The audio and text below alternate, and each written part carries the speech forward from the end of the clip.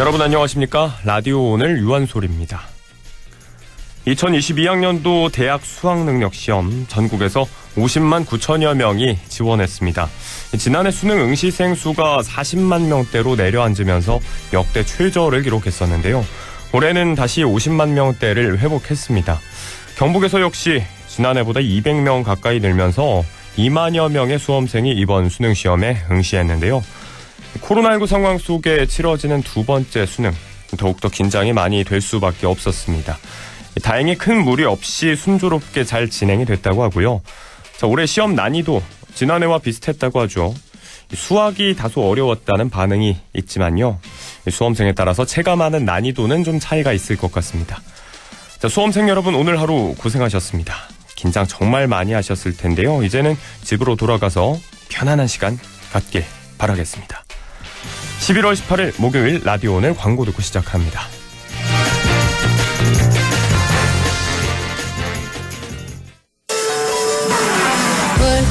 훌쩍 알러지엔 간질 알러지엔 애취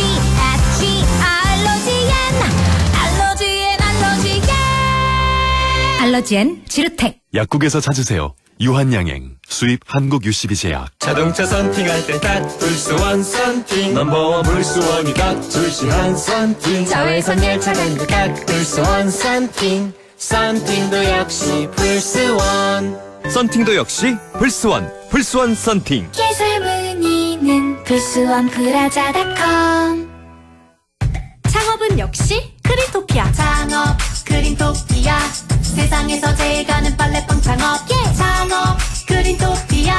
세상에서 제일 가는 빨래방 창업. 11월 24일 크린토피아 창업 설명회가 열립니다. 지금 전화주세요. 1577-4560. 알았어 DDF 알았어 현금은 알았어 DDF 알았어. 생애 주기별 은퇴 시점에 맞춰 알아서 투자해주는 연금펀드 한국투자 TDF 알아서. 한국투자 신탁운용 펀드보스 등 별도 발생 원금 손실에 유의하시고 투자 전 상품 설명서 및 약관을 꼭 확인하세요. 내 차는 소중하니까 유리막 코팅도 한번 입혀주고 새 차는 디테일링 세차만, 그리고 아에르 프리미엄 에어컨 필터까지 극초미세먼지와 유해가스 저감에 항균기능까지. 내 차는 공기도 달라야 한다. 내가 선택한 프리미엄 아에르 에어컨 필터. 네, 11월 18일 목요일 라디오 오늘 순서 소개해드리겠습니다. 자, 1부는 과거의 정치사에서부터 현재의 정치 현안까지 지역의 눈으로 바라보는 천용길의 정치 TMI 뉴스민 천용길 편집장과 함께하도록 하겠습니다. 자, 그리고 이어지는 2부 이슈 오늘은요.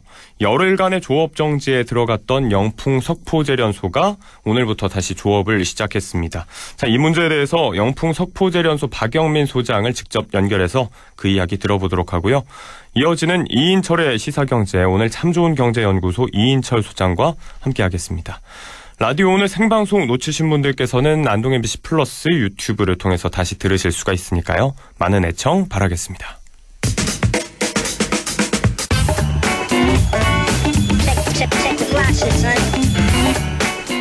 천용길의 정치 TMI.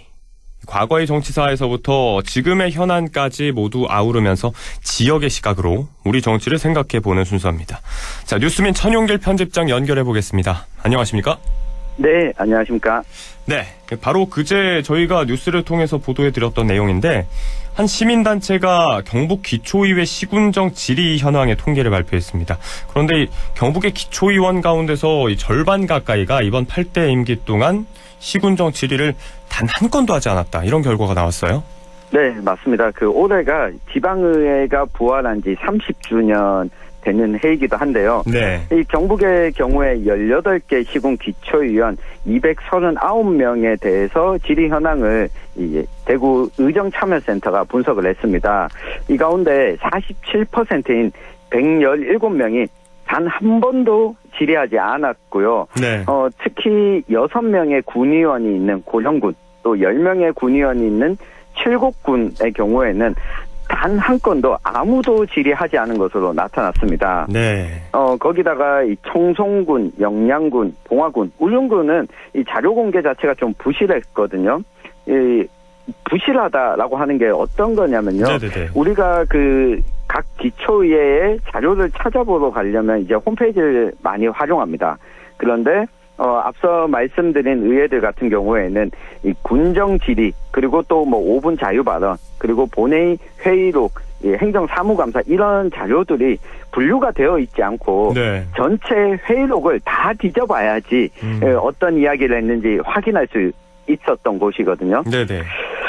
이걸 보면 이렇게 의회 차원에서 정보 공개 자체를 국민들 또 시민들에게 제대로 해주지 않다 보니까 이 의정 활동에 대해서 시민들이 관심을 갖기도 어렵고 이렇게 활동을 하지 않더라도 이게 또 시민들이 알아가는 것 자체가 어려운 상황이었습니다. 애초에 신뢰성을 갖기도 전에 어떤 활동을 하는지 알 수가 없다. 이게 가장 큰 문제가 될 것 같은데요. 의정에 대한 네. 정보 접근성 부족했다. 또 아예 질의가 없었던 기초의회가 2곳이 있었다. 고령과 7곳 같은 경우는 모든 의원들의 질의가 올 임기 동안 한 차례도 없었다. 이런 얘기였는데 자, 뭐 의정 활동에서 질의만이 전부는 아니겠지만 그래도 이렇게 질문이 한 차례도 나오지 않는다는 건 좀 상식 밖으로 이해가 되거든요. 어떻게 봐야 될까요? 맞습니다. 이번 통계 결과가 나오고 언론의 보도가 좀 이어지면서 이 지방의원들, 기초의원들은 이렇게 해명을 많이 하더라고요. 아니, 의원들이 의정 활동을 하는 것이 꼭 이렇게 단체장에게 질의하는 것만으로 활동을 하지 않는다. 이 다양한 권한을 가지고 적극적으로 행사한다라고 좀 해명을 하는데 우리가 생각했던 것보다 지방의회는 가지고 있는 권한이 많습니다. 네.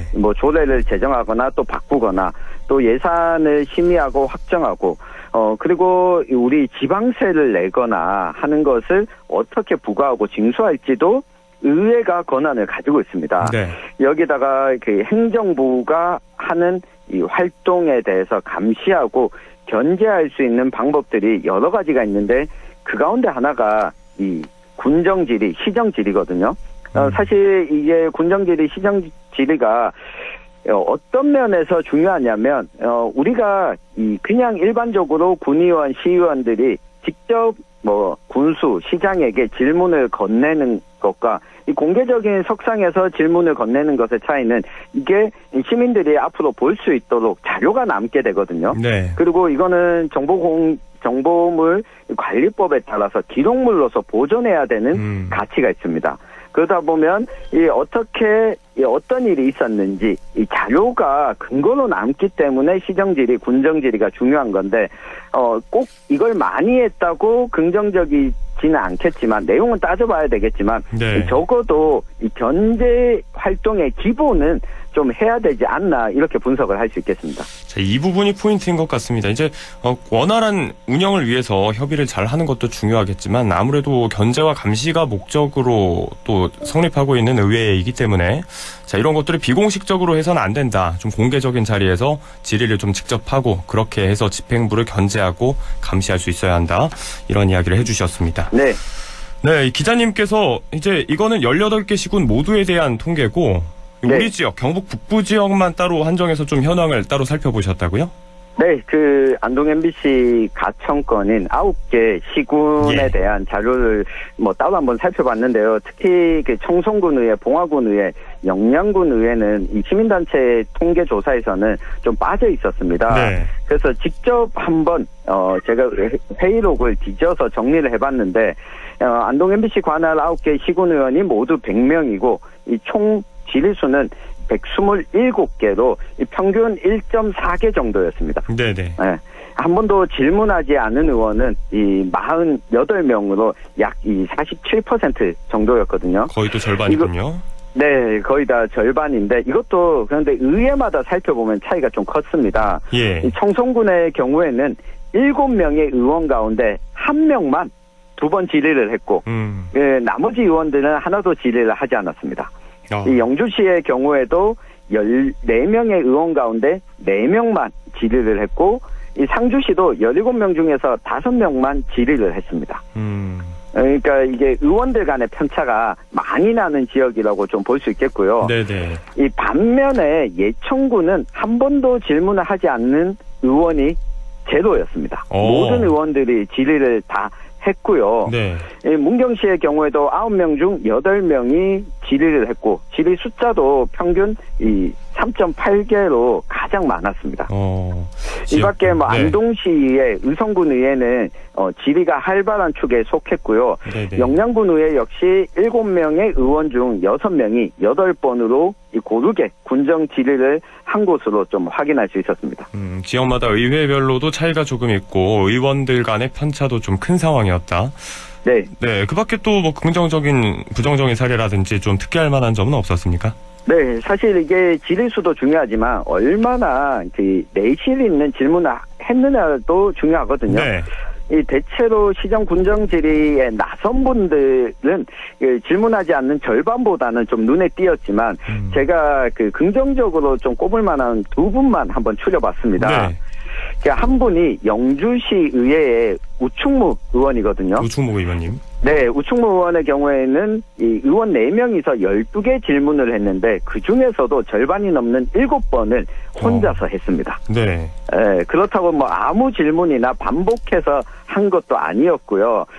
영주 입장에선 중요한 사업인 이 3대 문화권 사업의 네. 일환인 한국 문화 테마파크 사업이 어느 정도 추진됐는지 그리고 또 영주댐 문제, 갈등을 빚었었죠.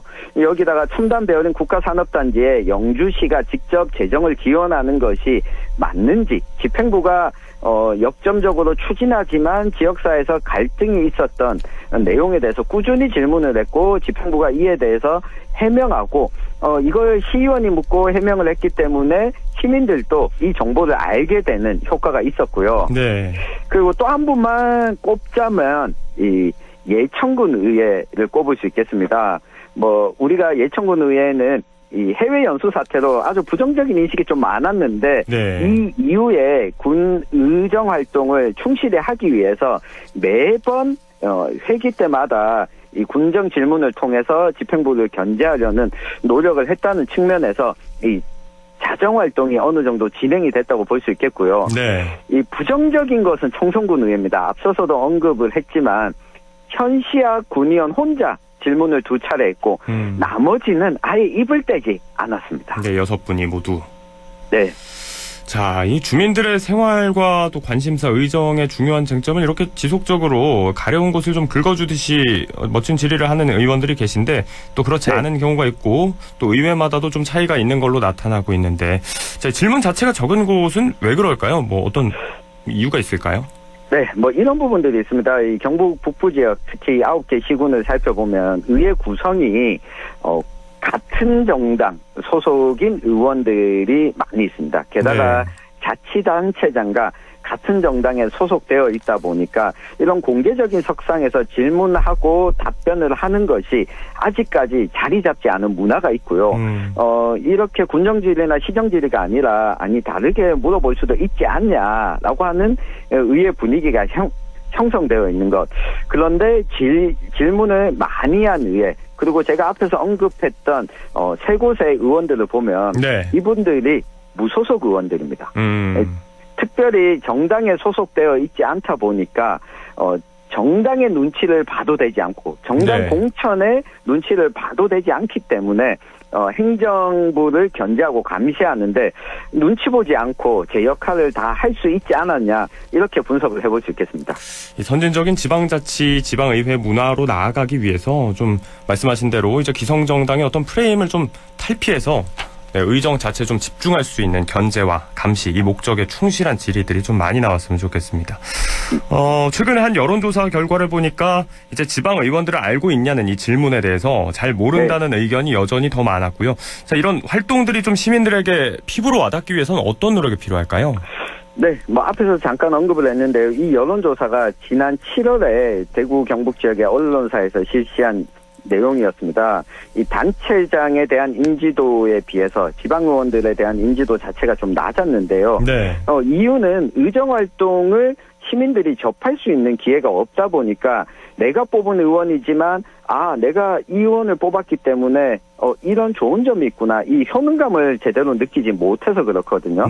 사실 앞서 그 언급했던 의원 중에 그 우충무 영주시 의원 같은 경우에 영주시의 아주 중요한 문제를 의회 차원에서 논의를 하고 이게 언론에 다시 보도가 되고 시민들이 알게 되고 난 이후에 시민들이 또 의견을 내고 이게 반복해서 일어나다 보니까 시민들이 의정활동 자체에 관심을 가질 수밖에 없게 됐거든요. 네. 사실 이 군정지리, 시정지리를 포함해서 의원들이 가지고 있는 권한을 잘 활용하는 것이 결국은 지방의원들의 존재감을 시민들에게 전달하고 또 시민들도 이 효능감을 느낄 수 있는 이 중요한 방법이 아닐까 싶거든요. 네. 내년도 우리 시민들께서 지방선거 때 어떤 기준으로 후보를 선택할까 할 때 기존에 활동했던 지방의원이라면 얼마나 어떤 권한을 잘 행사했는지 좀 살펴보시는 것도 앞으로 중요한 과제일 것 같습니다.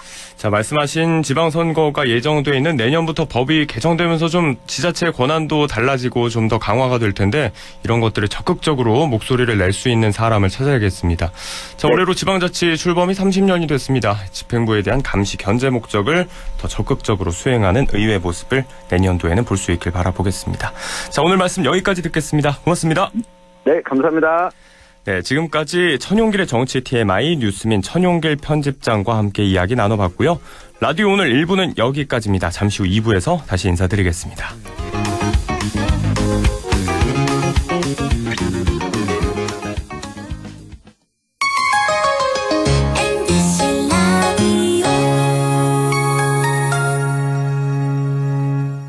할인점보다 더 실속 있고 편의점보다 더 편리하게 살 수 있는 곳, 시장보다 더 정이 넘치고 백화점보다 더 품격 있는 곳, 이런 곳이 없을까요? 네, 우리 동네 우리 할인점 홈마트가 있습니다.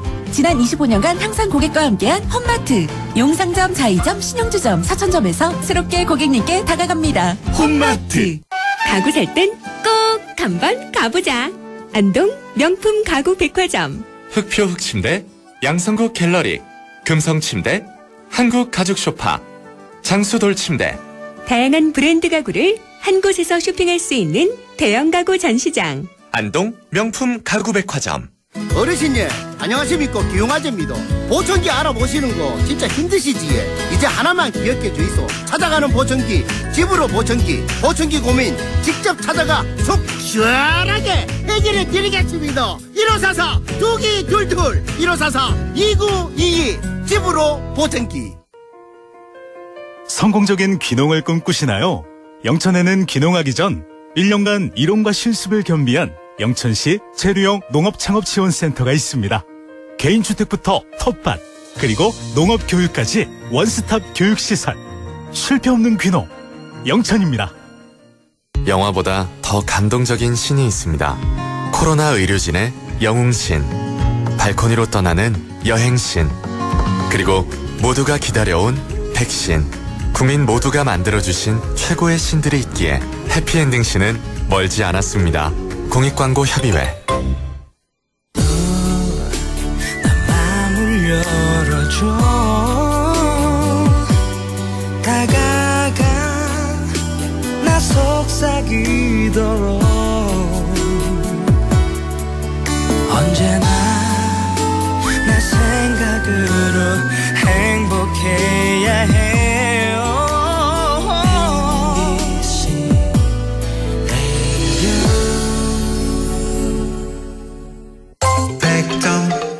MBC 라디오.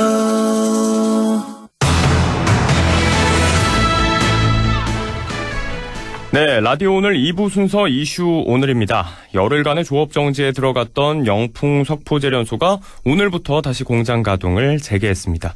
자, 열흘간의 조업 정지가 어떤 영향을 미쳤고 또 앞으로 어떤 변화를 가져오게 될지 영풍 석포제련소 오늘 김선재 상무님을 모시고 연결해서 이야기 들어보도록 하겠습니다. 자, 상무님 전화 연결해 보겠습니다. 안녕하십니까? 네, 안녕하세요. 네, 라디오 오늘입니다. 51년 만에 처음입니다. 영풍 석포제련소가 열흘간의 조업 정지에 들어갔는데 오늘 다시 조업이 재개가 됐고요. 조업 재개 첫날 아예 불을 끄고 아이언로가 다 멈춰선 게 처음이었잖아요. 열흘 만에 이 조업 재개 별다른 문제가 없었는지요? 예, 공장 설립 이후 51년 만에 처음 맞는 조업 중단으로 기술적으로 아주 어렵고 사고 위험도 적지 않은 상황이었습니다. 네. 다행히 임직원들이 일사반란하게 준비하고 대응해서 아무런 사고가 없었습니다. 조업 정지 기간 동안 여러 환경 개선 활동 등과 함께 재가동을 위해 헌신한 모든 임직원들에게 먼저 감사와 위로를 드리고 싶습니다. 뭐든지 최초로 시행하면 시행착오도 겪고 보통의 경우 여러 가지 생각하지 못했던 어려움이 많지 않습니까? 네. 재련소는 순간적인 시행착오가 돌이킬 수 없는 사고로 이어질 수 있습니다. 복잡한 화학 공장이기 때문에 사실 고민을 많이 해야 했습니다. 최초 조업 정지 명령을 받은 이후로 조업 정지 후 재가동에 대한 연구를 많이 했습니다. 네. 사고 위험을 최소화하는 데 초점을 맞춰서 필요한 설비를 준비하고 개선했습니다. 그래서 현재까지 별다른 문제는 없습니다. 아직 일부 공정만 재가동을 시작했고 공정의 특성상 재가동에 사실 많은 시간이 필요합니다. 완전한 정상화까지는 긴장의 끈을 놓을 수가 없습니다. 네, 우선 고생을 많이 하셨다는 말씀을 좀 드리고 싶습니다. 예. 워낙 이 초유의 사태에 조금의 실수도 치명적인 사고로 이어질 수 있는 공장이기 때문에 더 세심한 주의가 필요했다. 말씀하신 대로 완전히 정상화될 때까지는 다들 비상 상황이라고 보고 계실 것 같은데요. 예. 자, 열흘간의 조업 정지 기간, 이게 뭐 길다면 긴 시간이라고도 볼 수 있을 것 같은데 이 시간 동안 뭐 공장 그리고 직원들 다 어떻게 보내셨습니까, 시간을? 예, 우리 영풍 임직원 모두 성찰과 미래를 위한 준비의 시간을 가졌다고 표현할 수 있겠습니다. 네. 현재 당면한 환경 문제를 개선하고 향후 재련소 미래에 대해서 고민하는 시간으로 삼았습니다.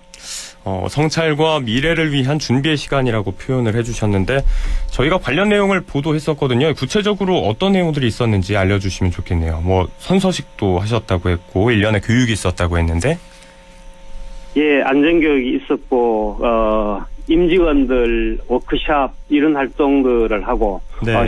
실제로 공장에서는 설비 보완을 하고 개선 활동을 많이 했습니다. 네, 시설 설비 보완을 많이 하시고 또 임직원들을 대상으로 교육이라든지 워크숍과 같이 좀 인식적으로 앞으로의 도약을 준비하는 시간을 가지셨다.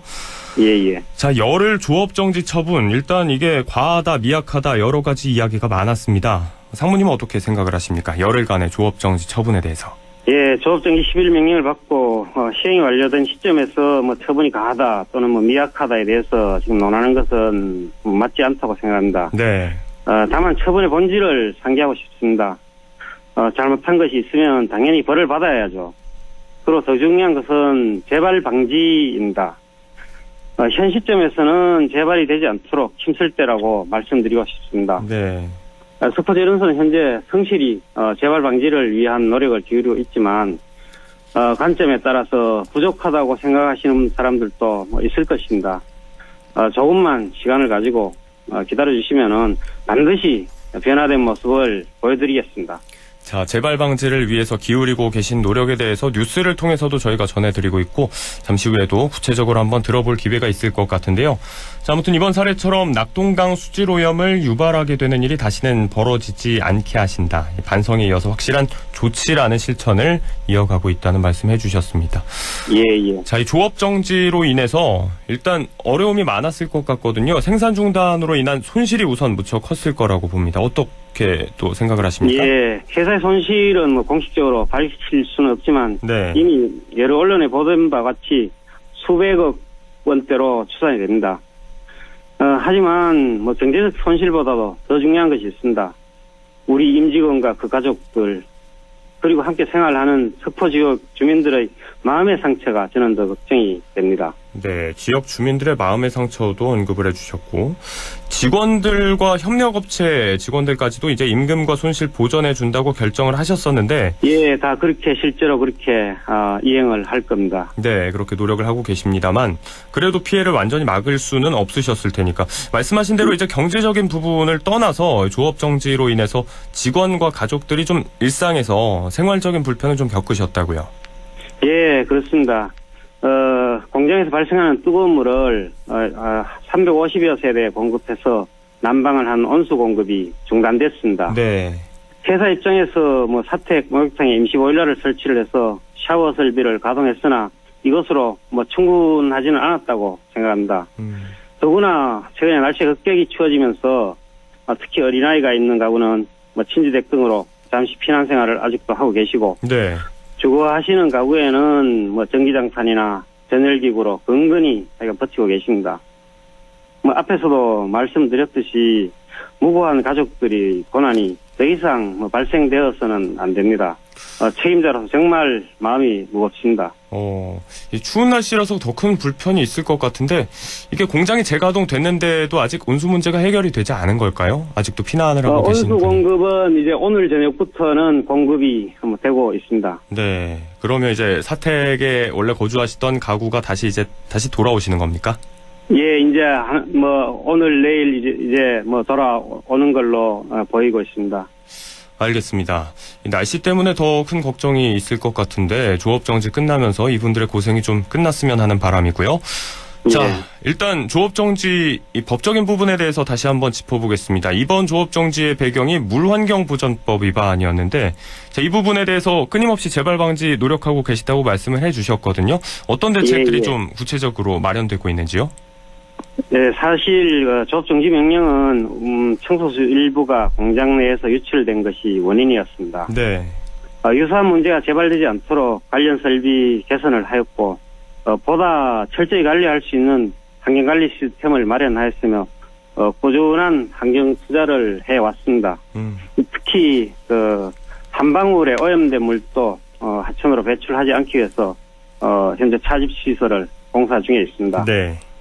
그리고 현재 공장 운전 중에 발생할 수 있는 여러 가지 환경 문제를 해결하기 위해서 지속적인 설비 투자를 시행하고 있으며 뭐 관리가 가능한 범주라고 생각됩니다. 자, 이 폐수 배출을 막기 위한 지하수 차집 시설을 계속해서 공사 중이시라고 했고 또 관리가 가능한 범주에서 설비 투자가 이루어지고 있다. 자, 그럼에도 불구하고 이 지속적인 노력이 있으십니다만 여전히 물음표를 좀 내던지는 사람들이 있습니다. 환경단체는 여전히 열흘의 조업정지가 면죄부가 될 수 없다. 아직도 재발 우려가 크다고 주장하고 있고요. 또 최근에 재련소에서 흘러나온 폐수에서도 과거와 동일한 오염물질이 있었다. 그렇기 때문에 뭐 방류 시스템, 차집 시설 이런 것들이 이제 그냥 말에 그치지 않을까 하고 걱정을 좀 많이 하고 계시거든요. 어떻게 보십니까? 예, 당연히 조업정지 10일 이행이 면죄부가 될 수는 없습니다. 뭐 앞서 말씀드린 바와 같이 중요한 것은 재발 방지입니다. 석포재련소가 도입한 무방류 시스템과 지하수 차집시설의 효과는 조금만 기다려주시면 아마 확인할 수 있을 것입니다. 네. 앞으로도 환경보호에 중점을 둔 경영을 통해서 글로벌 친환경 재련소로 거듭나도록 하겠습니다. 네, 재발되지 않도록 한다고 거듭 말씀을 해주고 계시니까요. 꼭 그렇게 되길 기대해 보고요. 자, 여전히 재련소 폐쇄를 요구하는 목소리가 있는 데 대해서 향후 재련소는 여기에 대해서 어떻게 대응을 하실 계획이신지요? 재련소 폐쇄만이 능사는 아니라고 생각합니다. 앞서 말씀드린 바와 같이 현재 발생하는 오염물질은 관리가 가능한 범주에 속한다고 생각합니다. 문제는 과거에 제대로 관리하지 못해서 오염된 부분입니다. 무방류 설비와 지하수 차집시설을 비롯한 각종 환경 개선 사업을 통해서 환경 오염을 예방하고 기존에 오염된 부분을 복구해 나갈 것입니다. 현재 석포재련소가 생산하는 아연은 국내에서 거의 유일하게 작업이 가능한 중요한 비철금속 소재입니다. 네. 저희 석포재련소와 고려아연이 국내 아연 생산의 90% 이상을 맡고 있습니다. 최근 요소수 사태에서도 볼 수 있듯이 만약 석포재련소가 문을 닫는다면 국내 경제와 산업계에 미치는 영향은 상당할 것입니다.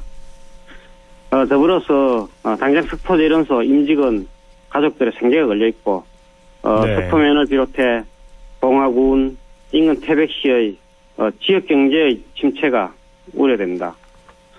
지금 우리가 필요한 것은 폐쇄가 아닌 환경과 상생이 공존할 수 있는 방향을 찾고 그 길로 나가는 것이라고 생각합니다. 네, 기후 환경 문제 그리고 말씀하신 전 세계적인 소재 물류 대란 요즘 가장 큰 화두 두 가지가 부딪히는 문제인데요. 이런 일이 다시 발생하지 않고 모든 게 잘 돌아갈 수 있는 그런 건설적이고 발전적인 전개를 기대해 보겠습니다. 그 어느 쪽으로도 좀 피해자가 없었으면 좋겠습니다. 오늘 말씀 고맙습니다. 예, 감사합니다. 네, 지금까지 영풍 석포재련소 김선재 상무 전화 연결해서 함께 이야기 나눠봤고요. 자, 노래 한 곡 들으면서 이어가도록 하겠습니다. 하림의 위로 띄워드립니다.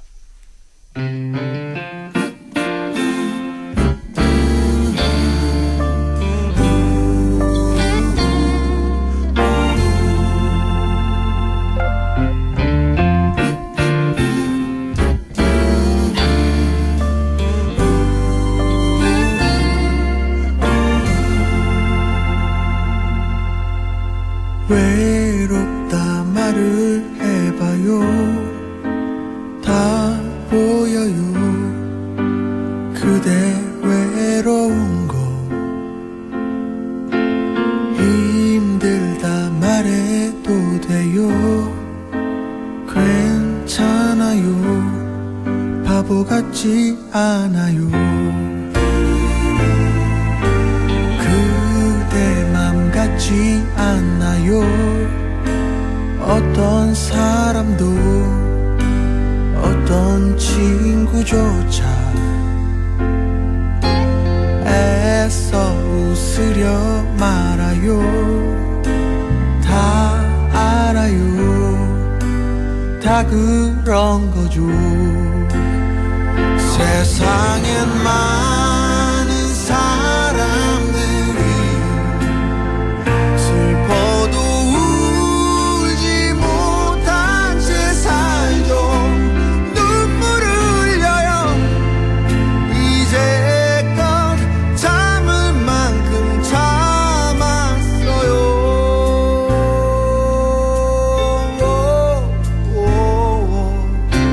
손 올려 닦지 말아요. 그저 흘러갈 대로 멀리 떠나가도록.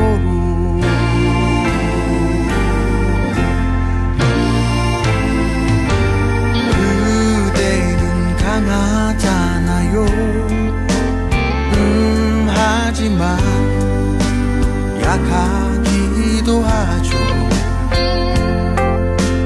아무도 몰라줬겠죠. 그래서 더 많이 힘들었겠죠. 세상엔 많은 사람들이 슬퍼도 울지 못한 채 살죠. 눈물을 흘려요. 그대는 힘들 만큼 힘들었죠.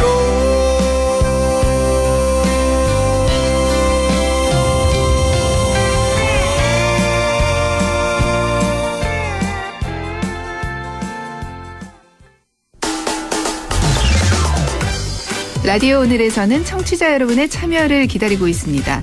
우리 지역에서 발생한 사건 사고 소식이나 함께 토론하고 싶은 내용을 안동 MBC 홈페이지 라디오 오늘 게시판에 올려주시기 바랍니다.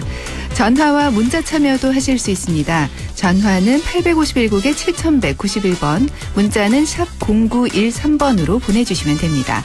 문자는 단문 50원, 장문 100원의 정보 이용료가 있습니다. 여러분의 많은 참여 바랍니다.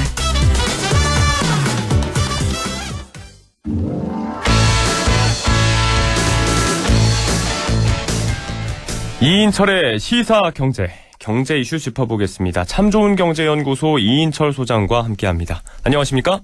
네, 안녕하세요. 네, 바로 이야기 나눠보겠습니다. 여러 매체에서 일제히 보도한 내용이에요. 우리나라 대졸 청년의 취업률이 경제협력개발기구죠. OECD 국가 37개국 중에서 31위 하위권이네요. 여기에 그칠 정도로 저조하다는 분석이 나왔습니다. 그렇습니다. 사실 청년 취업난이 심각하다라는 건 사실 어제 오늘의 얘기가 아닙니다. 네.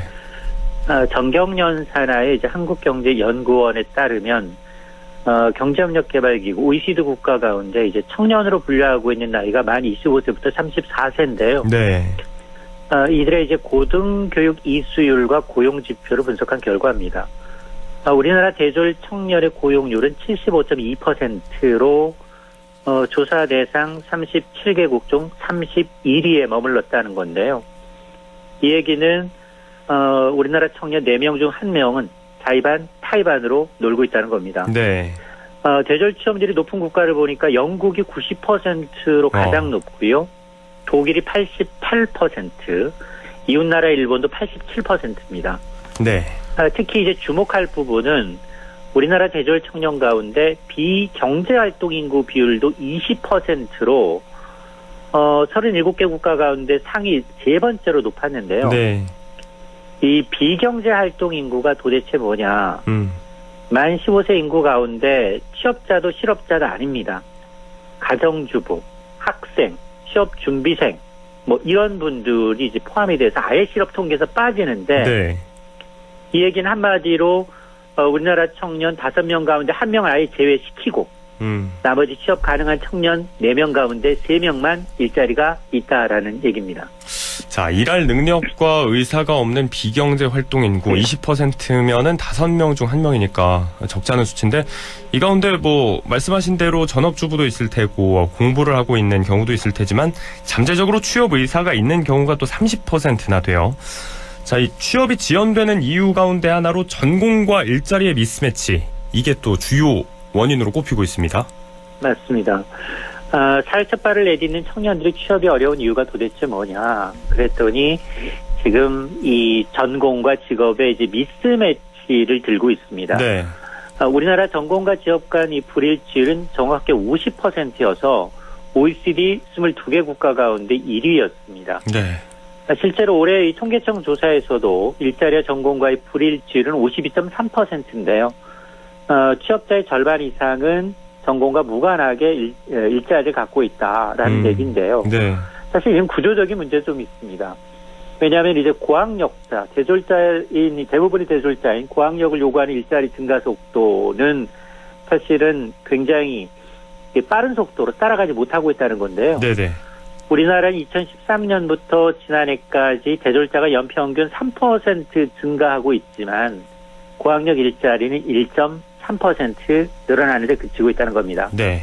그래서 이런 뭐 산업구조 변화에 따라서 자연적으로 이제 기존 일자리가 줄어들고 있다는 점을 감안하게 되면 대학의 어떤 관련 규제를 좀 완화해서 산업이 필요로 하는 인력을 적시에 공급할 수 있는 시스템이 구축돼야 한다라고 제안을 하고 있습니다. 네, 사실 저도 뭐 전공과 관련된 일을 하고 있지만 주변에 뭐 동기들이라든지 동문들 보면 그렇지 않은 경우가 더 많은 것 같거든요.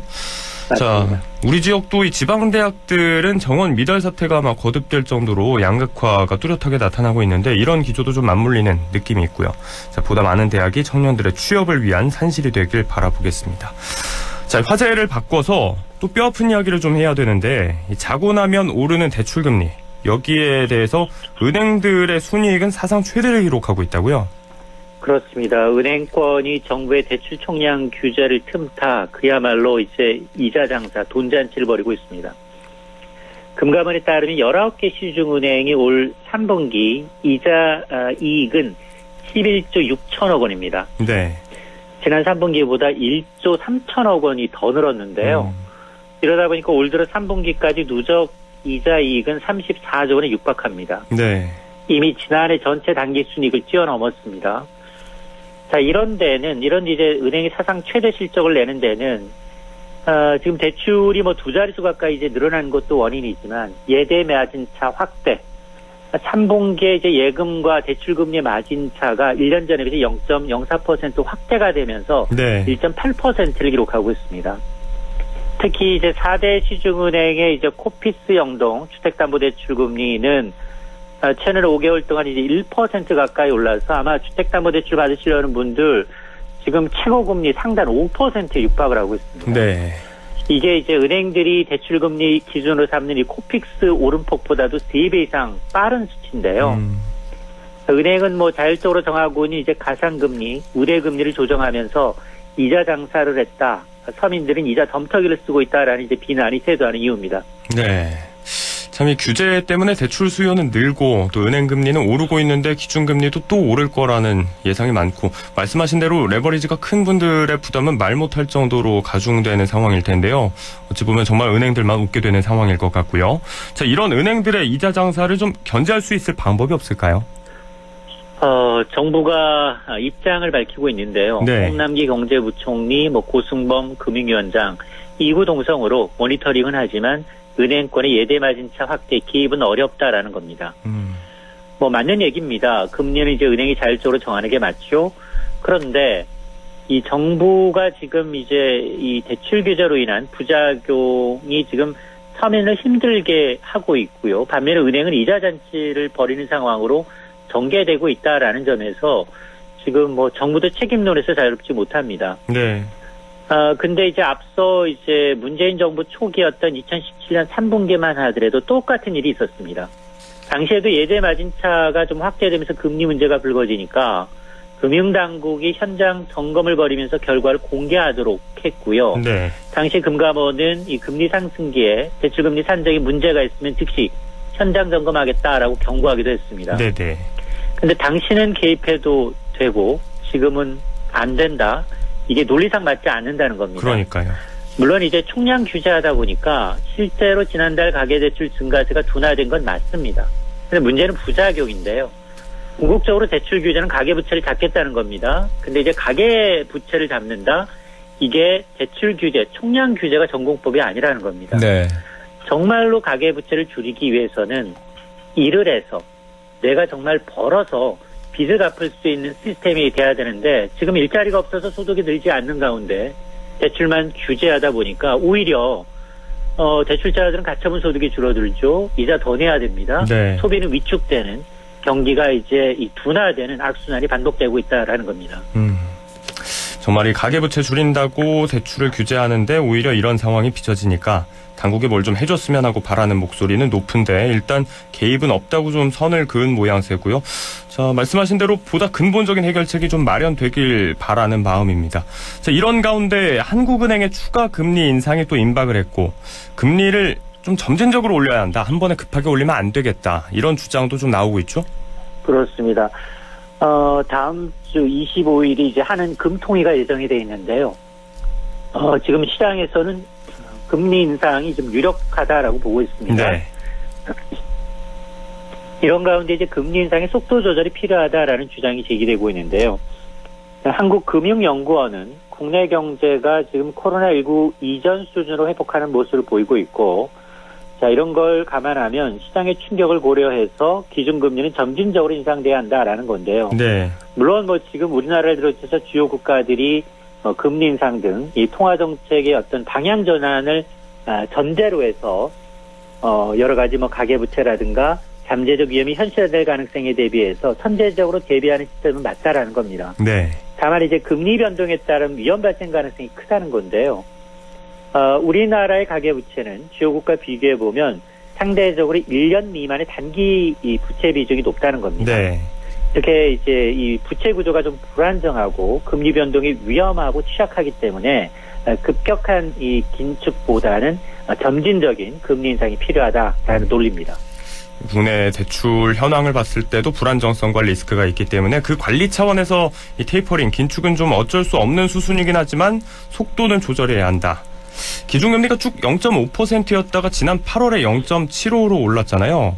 당장 어느 정도 폭의 인상을 좀 예상하고 계십니까? 지금 우리나라 이제 장기 금리가 대단히 많이 빠른 속도로 뛰고 있는데요. 네.